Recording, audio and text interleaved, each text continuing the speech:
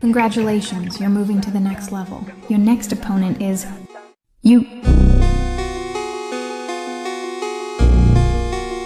So we finally got our first look at Avengers Doomsday, and oof, this just looks tired. Not the art itself, all credit to the creator and the unfortunate state of his layoff, but you ever see those old trailers on YouTube for movies that don't exist and they just use random footage to get you really hyped? Like, yeah, Spider-Man is gonna meet Ghost Rider, and here's a random shot from Goodwill Hunting to prove it. This is kind of what a thumbnail to those movies would look like. It's just sort of exhausting. Avengers Doomsday has sort of been this prolific, too big to fail movie that they've just been pacing together last minute with green screens and legal contracts, just seeing whatever works. Or we don't know, they don't really show anything. If they're trying to repeat the success of Infinity War and Endgame, it has no natural build-up and no goodwill from audiences, nor does it look like it has any striking ideas other than just keys jingling. They have one too many Hail Marys involved. Look, we're doing Doom, you like Dr. Doom, right? Jingle jingle. Here's Robert Downey Jr., you like him, right? Jingle jingle. And look, the X-Men, they're here too. Jingle jingle. Oh.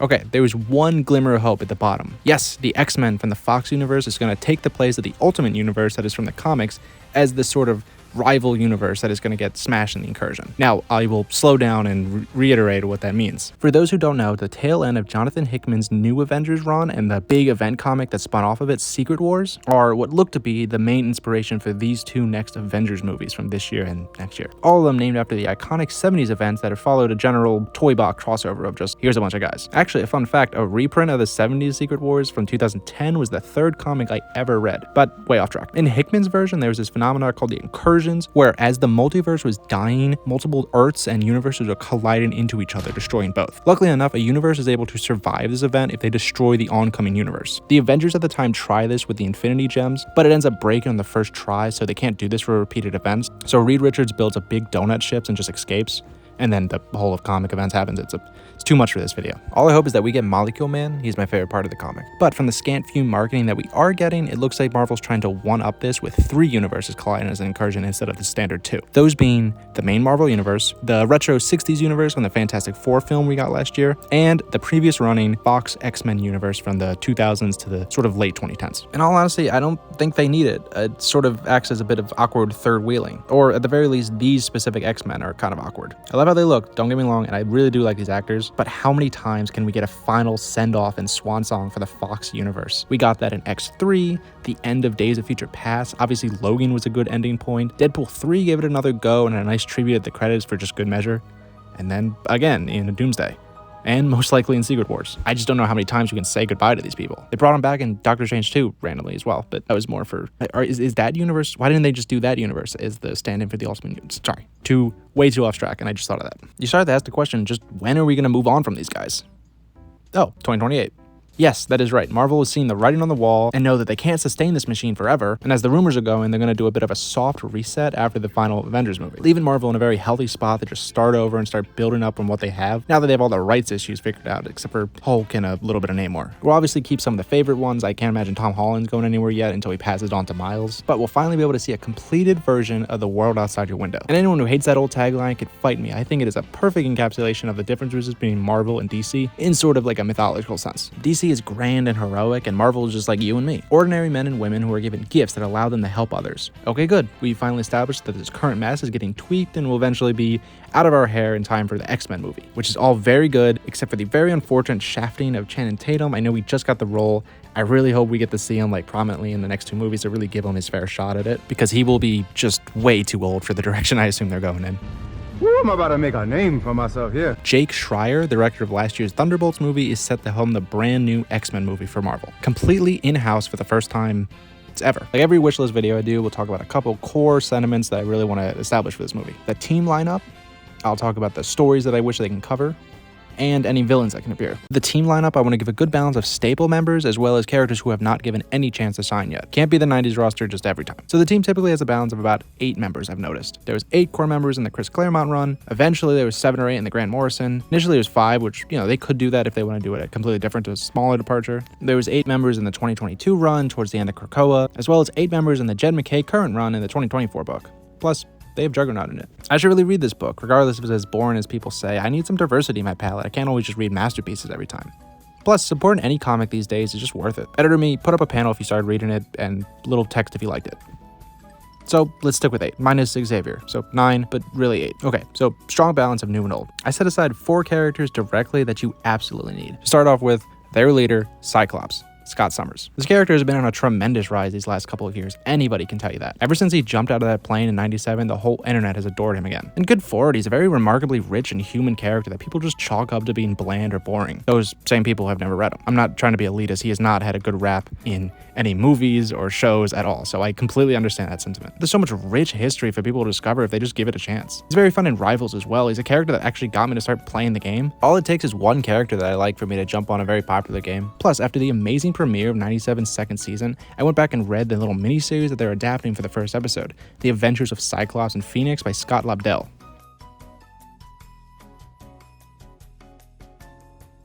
Incredible. So, he is safe. And speaking of Phoenix, you can't go too far with only Scott, you need to include his better half, Jean Grey. For the longest time, they were the emotional hook of the story from the 60s. And that carried forward with Chris Claremont getting his hands on her with the Phoenix Saga. Since then, she has played a pivotal role in the team in literally every era she appears in. But for the movies, just skip the Phoenix Saga. Everyone says this, you need like 6 movies to tell this right. Not the story, but the build-up. She can't just go evil in movie 2 or 3. Lady Sink is rumored to play her in the new Spider-Man to establish the younger mutants that are all across the world. And sure, if she can play Jean and hopefully Madeline pretty well, I have nothing to harp on about. I'm not too much of a casting guy, so I don't really know which actors are good or not. I just typically hope for unknowns, since I'm tired of seeing the same 10 actors in every movie. Overall, you need Jean Grey. I recently read her 2023 miniseries by Louise Simonson. It's pretty good. She might actually be my favorite X-Men character right now, definitely tied with Cyclops. Child me would be insulted that Nightcrawler wasn't the #1. At the same time, if you told him the Juggernaut was in the main X-Men team right now, he'd probably forget it all and forgive you. Again, editor me, put up if you read it. But yes, you need Scott and Jean.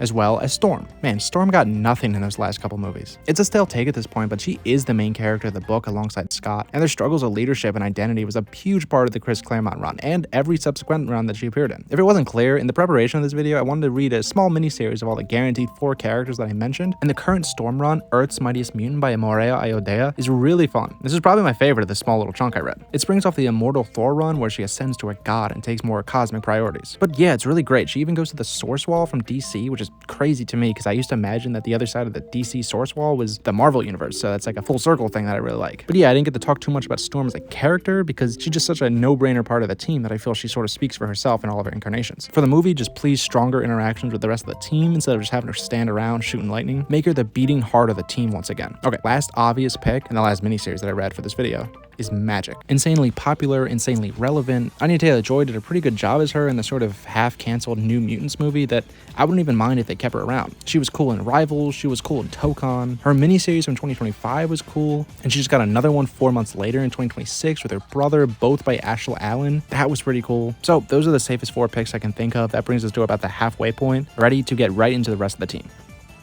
Wolverine. Yep, I know. He's an incredible character and an incredibly popular character. Last time he was around, he overshadowed literally everyone else in the franchise. Everyone was made just a little bit lesser in the writer department just to boost Logan. So I think we can dial him down, like way down. We arguably can't have an X-Men movie without him, executives and such. So just play him how he is. He's not a charismatic lead, he's just another member of the team with his own flaws and drama. Give this new actor some time to breathe in the movies, maybe give him a spin-off series on Disney+. I know the higher-ups won't let that go if they can do it for cheap enough, but for the movie, he's just one of the guys. For next up, we have Beast. I understand the writer's tendency to make him go like a mad scientist and become evil with power. They try to remedy that in the Jed McKay run, where they both have big evil grand scientist Beast in the big event run, while also having the standard Beast on the main team that we're all used to, with an elaborate cloning plot from Krakoa. And I like that. He's a bit of a backup copy, so he has some gaps in knowledge, and he really feels that. And you can tell that he's sort of behind in science of the crazy ever-evolving Marvel universe. Cut out the Madman, maybe the 8th movie, but just start with a standard Beast and keep him there. I have nowhere else to put this, but in the editing phases, I've been starting to read a little bit through New X-Men by Grant Morrison, just flipping through for some reference photos. And in my travels, I've come across this. Holy shit, this is a funny image. I don't know the context. It's probably really toned down to be laughing. I just like it as a big wet blue dog standing next to Michael Jackson and labia lips. I didn't even mean to start reading. I just got swept away while looking through scans. And that is what comics are all about.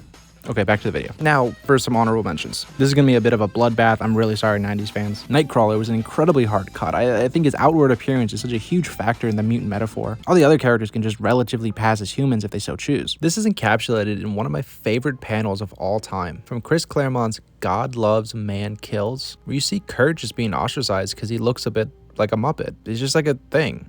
You can't go to the store without being stared at, and it's got to be like a terrible life. which is hardly the case at all. He has friends, he has family, he's like a pirate, he has a tail, he can teleport, he's got a great life. But the general public of Marvel will never know that because of the rampant discrimination and no tolerance from all the mutants.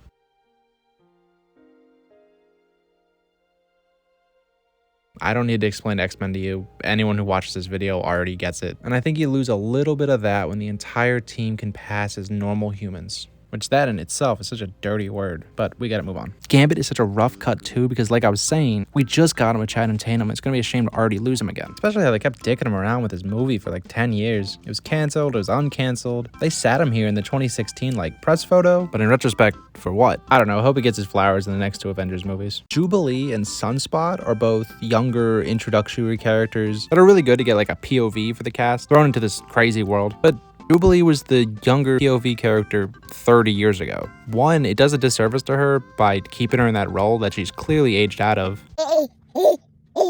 And two, it's more 90s characters being drudged up over and over again to do the same thing they've been doing. I know this is a bit hypocritical with the new 97 season being so good, but going forward, we gotta let some of these new characters breathe that have never been on the screen before. So I gotta cut her for a more favorable character towards the end of the list. That goes for Sunspot too. I really like their episodes. And just for good measure, I'll rattle off a couple more before we get back to the main team. X-23, very popular legacy character that I initially wanted to put over Wolverine, but I think should be stronger further down the line to actually take over the role instead of outright replacing him. Glob. I like him a lot, but I don't know if he's like a team player.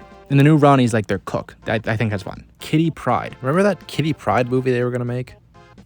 Weird. Same thing as Jubilee, a good young, plucky character 20 years ago. She's moved on from that and she has her own life outside of that role. Last honorable mention is Psylocke. It was a toss-up between her and someone else for this. Fresh as a newborn babe. But I just had to go with that fast. other someone. Shuffle up. That being Rogue.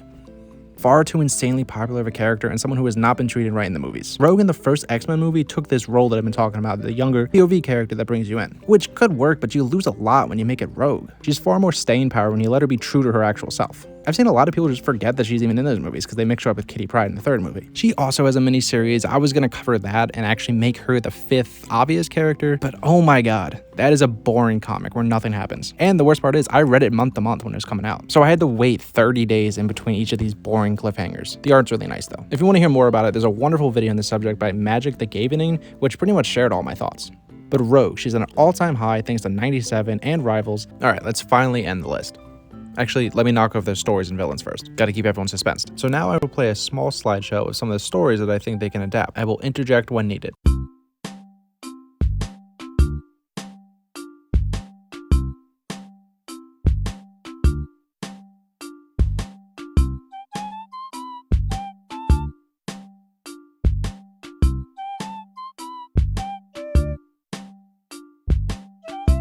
That takes us to all the uncovered Claremont runs and ones I think they can circle back on. I cut out stuff that we see all the time. But like I said, I want to move away from stories from the 90s, so I'm going to put up some stories from afterward.